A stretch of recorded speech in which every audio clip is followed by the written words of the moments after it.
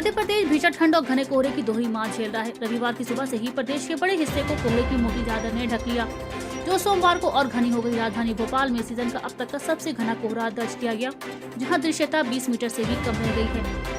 ग्वालियर, चंबल और बुंदेलखंड अंचल में शीतलहर का प्रभाव सबसे ज्यादा नजर आ रहा है। ग्वालियर, दतिया, निवाड़ी, छतरपुर, उमरिया और राजगढ़ जैसे जिलों में कोल्ड वेव ने ठिठुरन बढ़ा दी है। मौसम विभाग ने अगले 2 दिन तक ऐसे ही हालात बने रहने की चेतावनी दी है। सोमवार सुबह भोपाल के साथ साथ इंदौर, उज्जैन, देवास, सीहोर, रायसेन, विदिशा, सागर, दमोह, ग्वालियर, मुरैना, रीवा, सतना, सीधी, सिंगरौली और कटनी समेत 30 से ज्यादा जिलों में कोहरा छाया रहा। दिन के समय राजगढ़, दतिया, छतरपुर, उमरिया में शीतलहर का अलर्ट जारी किया गया है। मुख्यमंत्री डॉक्टर मोहन यादव ने कहा कि प्रधानमंत्री नरेंद्र मोदी के नेतृत्व में भारत आईटी सहित सभी क्षेत्रों में आगे बढ़ रहा है। मध्य प्रदेश भी सर्विस सेक्टर से विकास कार्यों को गति देते हुए भारत सरकार के साथ कदम से कदम मिलाकर आगे बढ़ रहा है।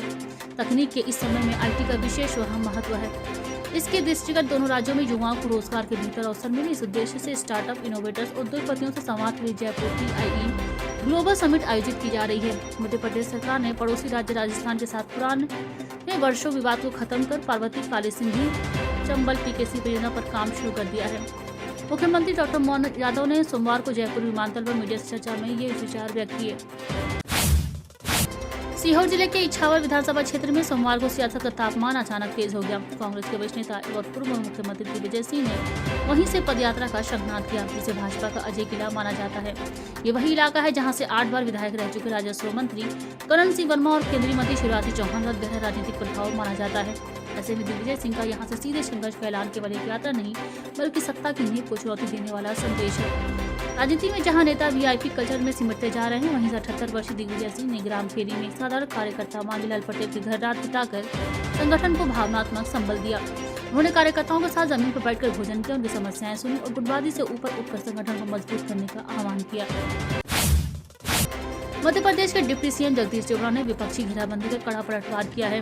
दिग्विजय सिंह की मनरेगा यात्रा पर चुटकी लेते हुए उन्होंने कहा कि वे कांग्रेस नेता है, कहीं भी घूमे हमें बताकर छोड़े ही निकलते हैं। वहीं इंदौर त्रासदी पर विपक्ष को जवाब देते हुए देवड़ा ने स्पष्ट किया कि सरकार पूरी तरह गंभीर है। उन्होंने कहा कि दोषियों पर कार्रवाई हो चुकी है, जरूरत पड़ने पर आगे भी होगी। CM के नेतृत्व में हर विषय को गंभीरता से लिया जा रहा है, कांग्रेस चाहे जितना घेराव कर ले। भागीरथपुरा दूषित पेयजल मामले में कांग्रेस 11 जनवरी को न्याय यात्रा निकालेगी। इसके साथ ही हर वार्ड में इन मृतकों को श्रद्धांजलि दी जाएगी। इस घटना के लिए कांग्रेस ने प्रदेश के नगरीय प्रशासन मंत्री तथा क्षेत्र के विधायक कैलाश विजयवर्गीय से इस्तीफे की मांग की है।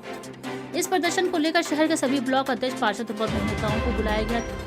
सभी नेताओं से कहा कि भागीरथपुरा के मुद्दे को लेकर आंदोलन किस तरह से किया जाना चाहिए, इस बारे में आप अपने सुझाव दें। सभी नेताओं के द्वारा दिए गए सुझाव के आधार पर ये फैसला लिया गया है कि 11 जनवरी को कांग्रेस के द्वारा भागीरथपुरा के 16 मृतकों के परिवार को न्याय दिलाने के लिए न्याय यात्रा निकाली जाएगी।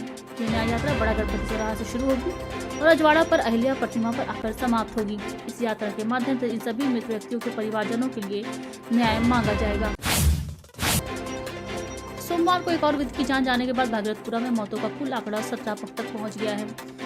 प्रशासन और स्वास्थ्य विभाग की तमाम कोशिशों के बावजूद बस्ती में संक्रमण का खतरा बना हुआ है। नए मरीज भी सामने आ रहे हैं। सोमवार को इस त्रासदी के कारण 17वीं मौत दर्ज की गई। जान गंवाने वाले 69 वर्षीय ओम प्रकाश शर्मा धार के निवासी और सेवानिवृत्त पुलिसकर्मी थे। वे इंदौर अपने बेटे से मिलने आए थे, जहां 1 जनवरी को उल्टी दस्त की शिकायत के बाद उन्हें निजी अस्पताल में भर्ती कराया गया।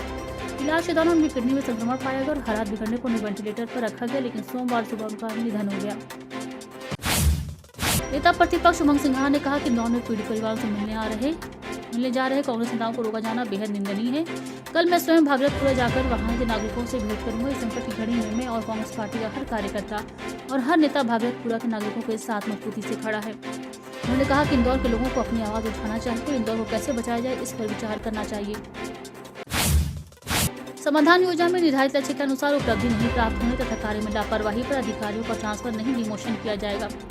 ऊर्जा मंत्री प्रद्युम्न सिंह तोमर ने यह बात समाधान योजना की प्रगति की ऑनलाइन समीक्षा के दौरान कही। उन्होंने कहा कि रबी सीजन में किसानों को हर हाल में 10 घंटे की विद्युत आपूर्ति सुनिश्चित करें।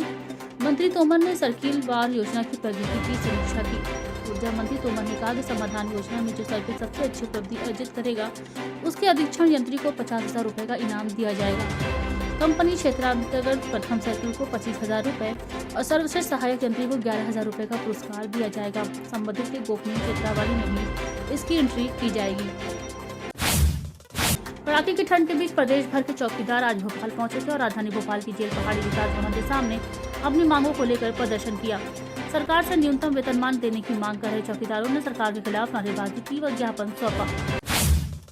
इंदौर में दूषित पानी की घटना के बाद ग्वालियर में भी वार्ड में पानी न मिलने और दूषित पानी मिलने को लेकर दंडवत यात्रा प्रारंभ की।